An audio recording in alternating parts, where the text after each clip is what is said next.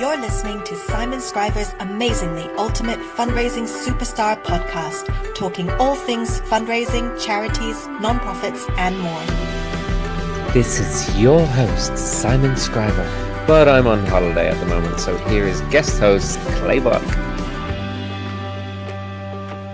Hi, this is Clay Buck, hosting for Simon Scriver, who is on a much-needed and well-deserved vacation. And when Simon kicked out and said, "Hey, I'm going to be away for a while. Anybody want to cover the podcast?" a couple of us jumped in and went, "Yeah, we're happy to." So thanks, Simon. We promise not to mess things up while you're away.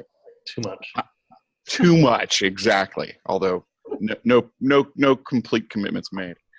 I'm happy to be here today. I'm joined by Barbara O'Reilly and Sherry and Koshi, and we got to talking about this idea and like what would be meaningful and what would be interesting to talk about. And I think there's so much discussion right now going on in the sector and in the profession about self-care and how do we respond to high stress environments and how do we take care of ourselves as fundraisers. And what resonated for me was thinking about tribe. How do you find your fundraising tribe? So I reached out to Barbara and Sherian and went, "Hey, you guys want to come together and have this discussion?" And because they're wonderful, they said yes. And here we are. So Barbara O'Reilly, let me start with you. Give us a little bit of intro and background, who you are. Thank you, Clay. So I have been fundraising for what I feel like has been since the dawn of time. Well, and Clay, I know you can appreciate like when before PCs, when we still had like the little Paper. Mac cubes, we had paper files, right? We had to manually do mail merges, and I think we had a typewriter. Carbon paper. Remember carbon paper? Oh yeah, carbon paper. You're right. Those are great. Oh my gosh, right. So I have been seriously though. I've been fundraising for more than 25 years, and have been consulting for the last 10. I spent my in-house life in big shops at universities, national membership organizations. I spent a year and a half working overseas in England at a university there, and for the last 10 years, I've been really drawing on the best practices and the experiences I gained in established fundraising shops to create coaching and skills building and guidance for nonprofits of all sizes. So ironically, while I spent sort of more than half of my career, so to date, in big shops, the clients I've worked with now for the last 10 years or so have been really smaller to mid-size, with a couple of exceptions of big shops. But I really, in addition to the hands-on, the practical work that I do, I really believe so strongly in giving back to the profession. So I'm president-elect of the AFP DC chapter.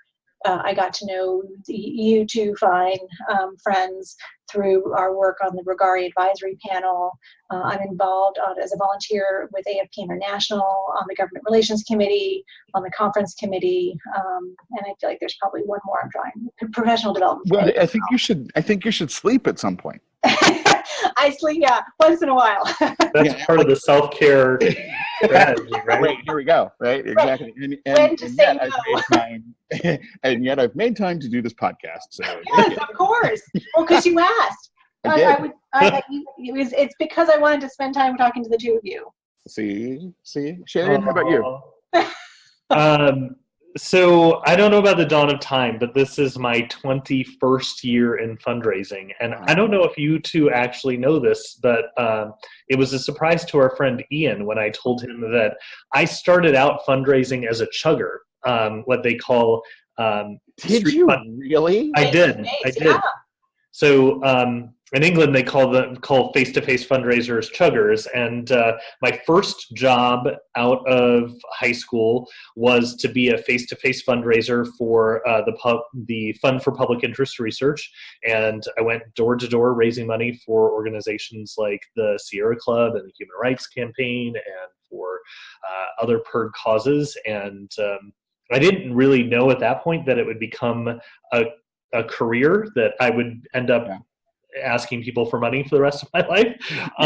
But here we are 21 years later, and I worked for Des Moines Performing Arts, and like Barbara said, we met through Regari. The three of us met through Regari, but I also feel strongly about giving back to the profession, because I think when I started, it was just, figure it out as you go and read some books. And there wasn't even you can go Google that at that point. It was, you're on your own. It wasn't even a Google, let alone right? you can go do it. That's right. Exactly. Yeah. So I am the co-founder of the Des Moines Fundraising Institute, where we teach fundraisers and potential fundraisers best practices, and then do some work with AFP International and obviously Regari, a couple of other things. But I try to get some sleep as well. Yeah, well, and you have kids and a doodle, right? That's right. I have 3 kids and a golden doodle. Yeah. Aslan. Yes. Yes. We'll come back to that doodle comment in a minute, but thank you both again. And just a little background on me: I'm the Chief Development Officer for Nevada Blind Children's Foundation, and it's technically started fundraising in 1991, but it wasn't until '96, after I finished graduate school, that I went, oh, this is like a legitimate profession. This isn't just a thing you do because you work for a theater that needs money. There's like a legitimate profession here, and rules and regulations and things to do. So, and I've split about half my time, both half of it in consulting and half on frontline, and in the immediate past president of the AFP Las Vegas chapter, and a whole bunch of other things that don't involve getting near enough sleep or enough hobby time. So I think the reason this topic to me really, I don't know, struck me as something interesting to chat about is because even with longevity in the profession, you guys, I don't think a week has gone by in the last year and a half that I haven't connected with one or both of you in some way. And I assume you two are connecting with each other as well. But you guys have become not only dear, wonderful friends, but you've kind of become my gut check, that place that I go to when I'm like, okay, wait, how would I handle this? Or what do you think about this? And just to shoot that quick text, and I know I've texted both of you and said, okay, I need to talk. Mm-hmm. And just to sit on the phone and vent something out and go, this isn't making sense, or I don't know how to deal with this, or whatever. So first, let me publicly say, as Simon would say to both listeners of the podcast, let me publicly say thank you, because that relationship means so much to me and is so helpful to me as a person and as a professional. But you've already referenced Regari. Go back to, I know how I remember the story. How did we meet? Do you remember where we first met or first connected? Before Barbara spilled coffee on her pants? Yes. So I remember, it was at AFP Icon in San Francisco. Yep. At the Regari drinks in that wine bar that strangely closed at 9 o'clock. Yeah, right. And yet we were there at like 9:15. Yeah, right. And I think you came late and you had trouble getting in, as did I. And Charian was already there. And I think but I feel like, Clay, you and I had already sort of crossed paths on Twitter. And then Charian, I think that's the first time we actually met in person, but I think we knew of you and I met in Colorado Springs. That's right. For Regari. So we already knew each other. And then, Clay, you and I sort of circled around on Twitter, and then the three of us met in person that night. Yes. And that's when we talked about the advisory, the CFR, the Regari CFR group. Yeah. And it wasn't until, I don't know, maybe like 2 or 3 months after that meeting at that bar. And so I had gone out to dinner with a friend for their birthday that night, and it was people from the chapter, and it was a big thing. Right. And so then I had to rush back from that dinner to find that bar, which was tucked down this little street in the basement. I was tired. I was cranky. I was broke. Now, I didn't know anybody, so I'm completely out of my element. So it wasn't until like a month or so later, actually, Barbara, that you reminded me of that. And I went, oh, that was you. Because we got I activated so I moved forward pretty quickly after that. I think it was maybe a couple months after in recruiting or confirming the two of you being on the CFR Right. for Regari, and then getting a couple other folks, because I remember we had our first meeting, phone conference in like August something, or September or August or something. Yeah. Yeah, that moved fast. Sherry, where did you and I meet? Do you remember? It was before San Francisco, but I don't remember where. And no, it was in San Francisco. Was it? At least as I remember it. Okay. Well, it was before that. No. Yeah, no, it was San Francisco. So here's how I remember it. Okay. You did a session at AFPICon with Rebels, Renegades, and Pioneers. You moderated it, or you were on the panel or something with, I think, Simone Joyeux. Yes. Which I had come to that session, and it was one of those mind-blowing sessions, and you and the panel were talking about things that just, really shifted my thinking, and some really deep, good, wonderful stuff that was like day one of the conference.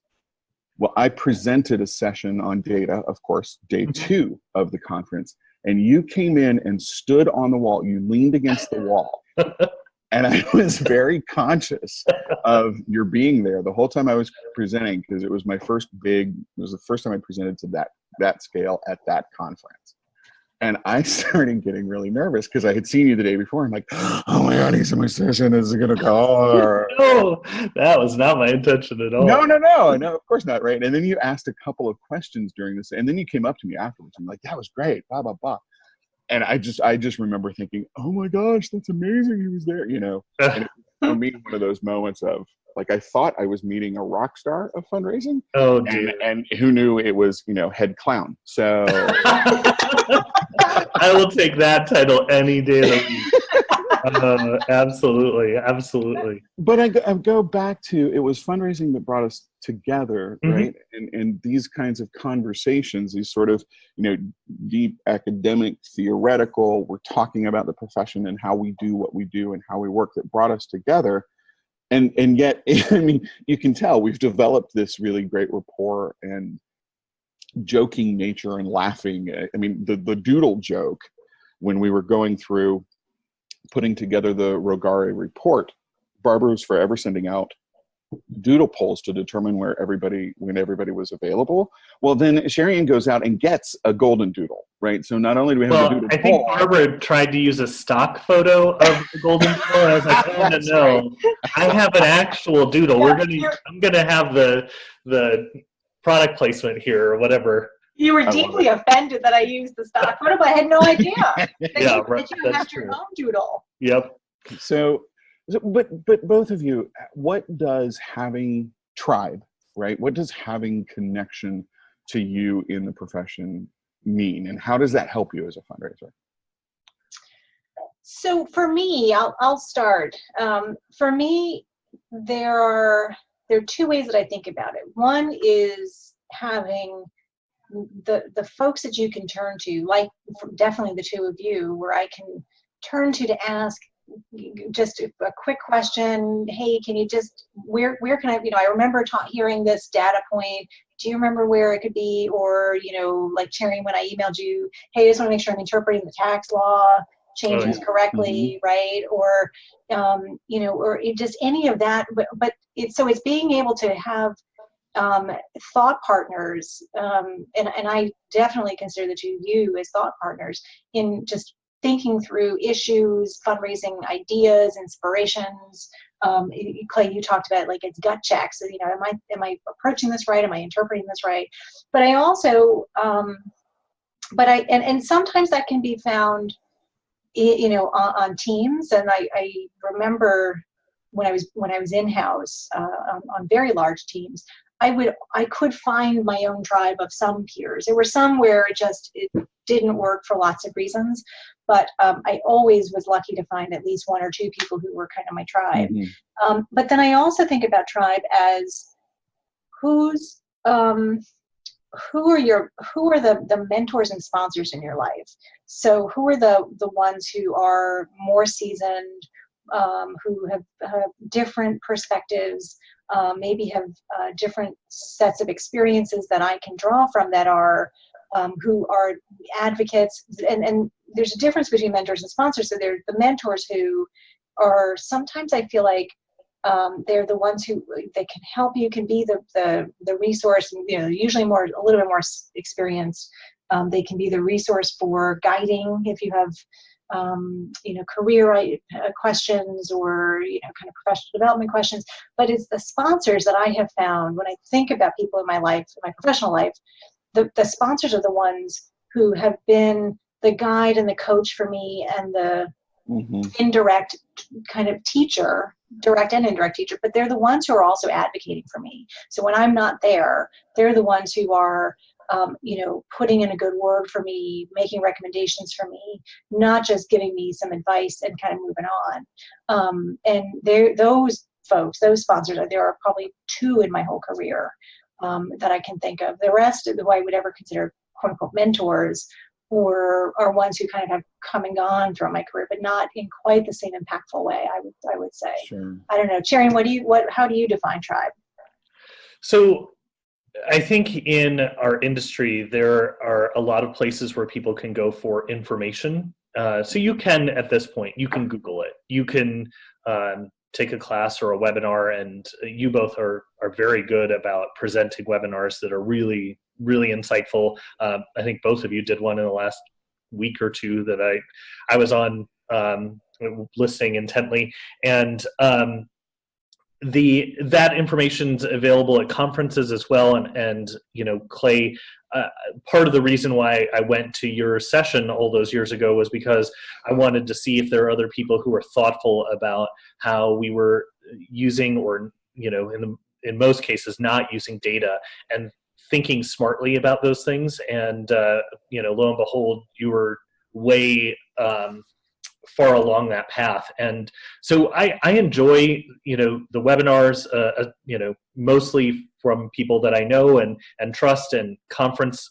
sessions from people that I know and trust, and I enjoy going to those. But for me, the big value in going to conferences is to see the 2 of you and the tribe of people that can help answer questions that are unique to the situation that I'm dealing with. So if I'm struggling with a problem in our shop, I know I can, and I have gone to both of you to be able to say, listen, I've not really dealt with this, and I don't know what's happening here, and what's your advice or what's your counsel? And you both have been so great to just walk alongside different problems and say, let's find a resource for this, or let's talk this through, and share where your experience has been. And I think, honestly, as sappy as this sounds, there's a comfort in that is very different from just being able to Google an answer, and there's this cold academic answer to, how should I acquire more donors, or I'm struggling with this major gift scenario or planned gift scenario. I mean, all that is potentially out there, but there's obviously a different kind of care relationship, to kind of go back to the topic of how you all are speaking into my life in a context that's very unique, rather than just someone who doesn't know me and hasn't shared life for a very long time. So at least for me, kind of the primary purpose of going to these conferences, because there's so many and you could go to different ones or whatever, but I'm seeking out the ones where my tribe is, and being able to spend time with them, and going out to dinner and having a drink and saying, okay, let's catch up, let's talk about career and work challenges and things that are happening in your life, and where you're getting your dry cleaning done these days. There's 2 things that you made me think of, though, in that, and you're exactly right, and the same thing, and I love being able to pick up the phone or text or tweet or whatever and go, hey, complex issue that I can't quite sort through in my head. But there's also a level of, and it's twofold. It's okay, so the profession, and again, I love that we're seeing more and more people talking about this and how hard it is. We work in a profession where, even as seasoned as we are, we're still having to defend what we do to boards, to leadership, to clients, to say, no, this is the best way to do it. It does work. I know your opinion is otherwise, but so we're in many ways trying to defend it. So on the one side, there's a great source of, and both of you have done this for me, and I hope I've done it for you as much in return. There's a great sense of, am I losing my mind, Barbara? Like, am I going nuts here? Please tell me if I'm out of control, you know? And to have that person on the other end who, both as a friend and a professional perspective, go, it's not you, you're not crazy, you're fine, you've got this, I'm rooting for you.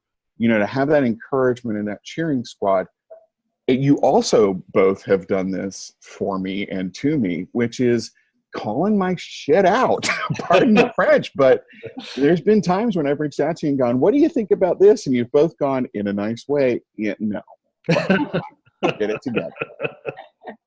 That to me is really what Tribe is about. Having, again, that cheerleading session, and also that ability to look at somebody and go, yep, you're on crack this time, and put it down, you know? Well, also, and what you both have done for me is to say, hey, have you looked at this? Have you thought about this? Yeah. And you both have had access to different resources and different experiences that you've been able to speak into a situation that I've been dealing with and say, okay, maybe you should consider this, and have you thought about that? And it's in the day-to-day pressure of fundraising where the wind is to your back and you are asked to perform and you need to make sure that you hit budget and blah, blah, blah, all those things. It is so helpful to have someone not judgy and say, yeah, I've been there, done that. Here's how I looked at that problem. Maybe this will help you. Well, Sherry, and to that point, you were what, 3 or 6 months ahead of me on a database migration? Oh, That's right. Yeah, and it, literally you were that voice, because I'd call you and go, okay, we're about to do, and you'd go, whatever you do, don't do this. Yeah. And then 3 months later, I'd call you and go, we did that, and you were right. But do you know what what I appreciate so much about the two of you especially is it isn't just like you both have such a thoughtful and I don't know if it's deep, intellectual perhaps, perspective on the fundraising sector, right? And Sherry and I stand on different sides of the fence in terms of whether it's deemed or termed a profession, but like, and we won't go there because that'll be a whole other podcast session, right? Yeah. But what I really value about the two of you is just being able to say, is to talk intellectually and philosophically, if you would, about different issues within our fundraising. So yes, I can turn to you both for your specific areas of expertise, but for the practical stuff. But then it's I know I can lean on your conversations with you to think through something that is beyond that. Yeah. And that's really hard. I have to say, I find that's really hard to find. You both are so thoughtful in your perspectives, and I don't always find that in others. That's not a criticism. It's just that's you lean on to people for different things. But one of the things I really appreciate about the two of you is sitting down and having philosophical conversations about different things in our fundraising world, which we don't always have the luxury to do in the day-to-day stuff. That's right. So that's a great point, Barbara, and there's nothing more that gets under my skin. Well, there's a lot of things that get under my skin, as you both know, one of which is, podcasts that talk about stuff and then never give you a solution. So we were fortunate to find each other and came together on a specific project through doing the critical fundraising report for the United States through Rogare. And, despite our different ways we met, that is the thing that really brought us together and sort of cemented our relationship. That and going through faculty training academy together at AFP. So hey, hashtag master trainers. Sorry, I cracked myself up. How The very first AFP conference that I ever went to, I left saying, yeah, I probably won't come back, because it felt very cliquey to me, and I didn't know anybody, and I didn't come away with that connection. So what I want to do at this stage of my professional career is encourage others. How do you find them? Barbara, you already talked about mentors and sponsors, and that to me implies a bit of a more formal relationship, and there are outcomes and all of that, as you kind of talked about. But what would you say to young fundraisers, to fundraisers that are operating in a city that may not have an active chapter or an active network? Like, how would we tell somebody, this, go out and find your tribe? How would you find your fundraising tribe? So I have an unpopular answer and then perhaps a more popular answer. The unpopular answer, and I know, and maybe Simon's like, delete that part, is that your tribe doesn't have to be fundraisers. Your tribe could be other smart, thoughtful, caring humans who are willing to listen. Now, just to underline and underscore what you said, Clay, they may have opinions about your fundraising that are not well formed because they don't know best practices, but they would be able to help you as a human in other ways. So I would just say, like, having I have a friend who has what she calls a board of directors, a personal board of directors. I love that. I love it too. And I mean, she's very well accomplished, and her board of directors helps her address different issues. And she stocks that board the way that a nonprofit would stock a board, with different expertise in different areas. So if she has a legal question, if she has a, human resources, career, professional development question, it's very smart, and it's very thoughtful about how she's orchestrated that. So that's sort of the unpopular answer. I think that the more popular, like, let's be fundraisers answer is that at conferences, whether they are the big ones like AFP International, I personally go to the first time networking session where they do speed dating at the beginning of the conference, because I think it's important for people to connect with people who have been there before and get their questions answered. That is brilliant. Like, I'm sitting here going, okay, I'm going with you at the next one. Yeah. I didn't even know about it. Oh, let's all go together. Okay, we're doing it. Okay. I'll bring the coffees because I know all of you will need that. And I'll wear the white jeans. There you go.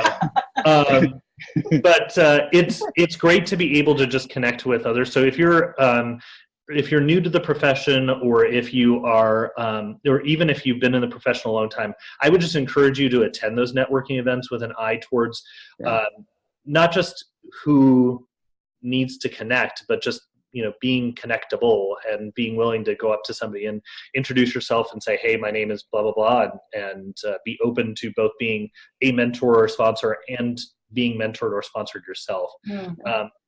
And wherever that is, whether it's the chapter level or a conference or something like that. The other thing I'll throw out there, which is probably a more popular position from our friend Heather, is that CFRE Central has this online forum where you can go and to ask questions and connect with other fundraisers and get answers to some questions. I don't know how well that's adapted to a longer, deeper relationship, but at least you can kind of start there and get some quick questions answered and start to build a tribe, and then maybe connect with those people elsewhere. I love that idea. Neat. Barbara? First of all, Jaron, I love that idea of the board of directors that are not in fundraising, because when I think about some of the resources, the books I'm reading, and the resources that I draw from, they're not in fundraising. So, Clay, your favorite, The Power of Moments, and the other Heath Brother books, and Simon Sinek's Start With Why, and sort of the list goes on.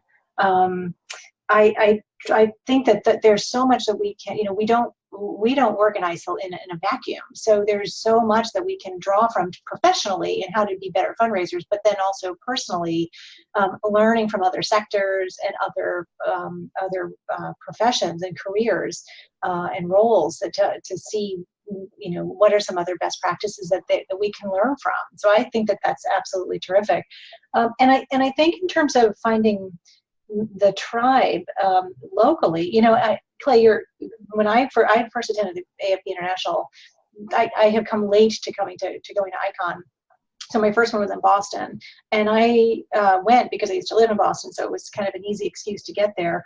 But I remember knowing no one, and I went to the chapter reception, the DC chapter reception, but that was it. And so I was sort of floating under the radar, going to all sorts of incredible sessions. And I remember being blown away because this was the first exposure I had to like some really incredible experts. But I think, but the last two icons, definitely having you two there and being able to share that experience and sort of, go to different sessions together and talk about them and do, network with each other and with others that we bring into our group, that has made it such a richer experience for me. And but I recognize that that's going to be very unusual it's not going to be accessible to all. And what I would say is that there are likely some networks of fundraisers, if there's not an active AFP chapter. There are likely other groups that are going to be around and for fundraisers. So whether they're in education, there's going to be probably, in NACE, the independent schools, or CASE, there may be some CASE numbers there.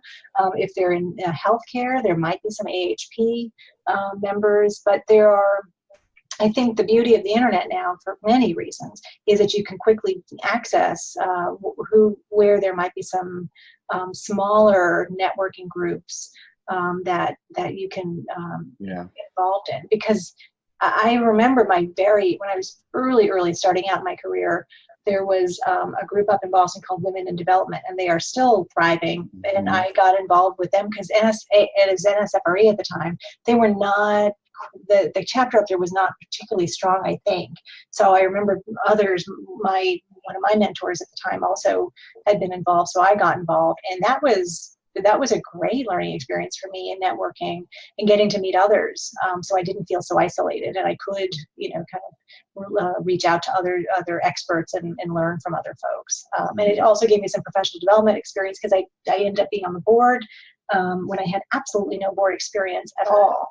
So of course. I had no business being on the board, but I was there, and it was a great learning experience for me. So the networks are there.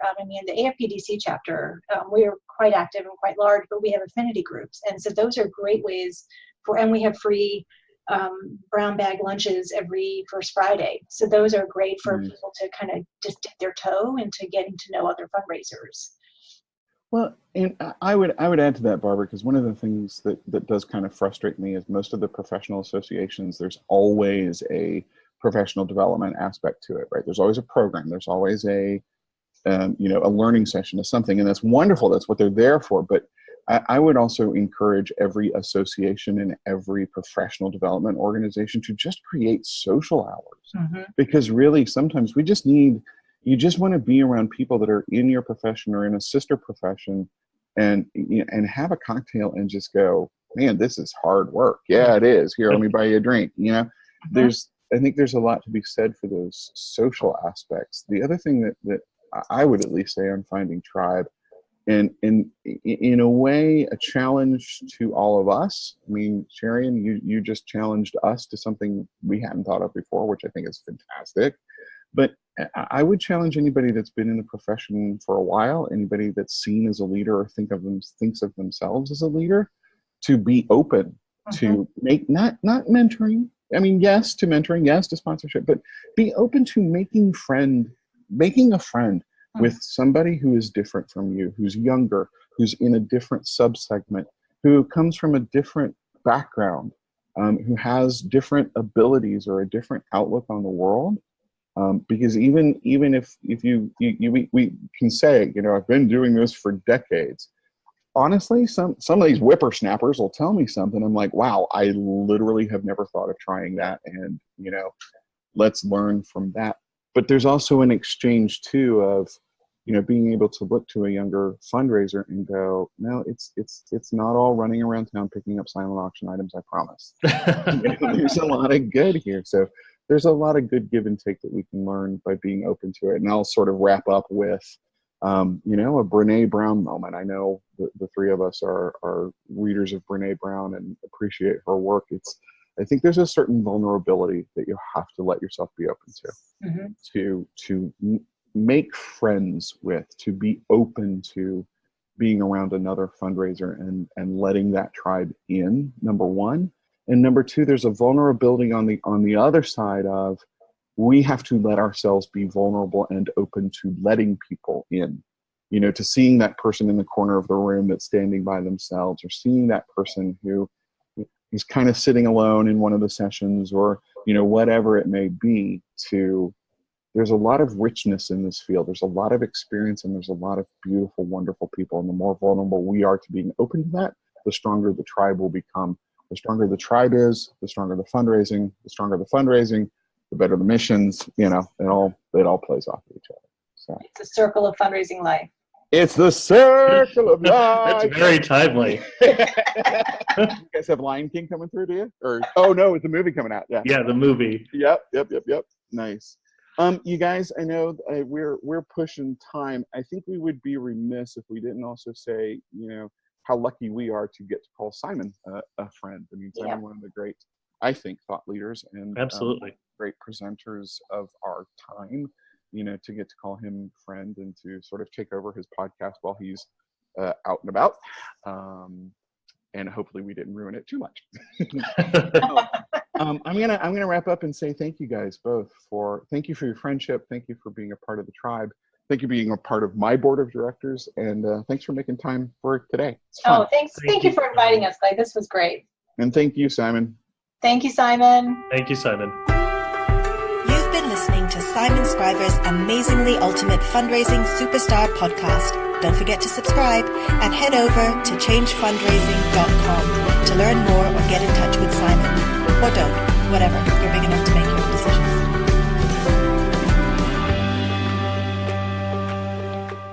Hello, this is Morgan Freeman. For discounts on Simon's best-selling online fundraising courses, go to www.changefundraising.com/training and use coupon code podcast.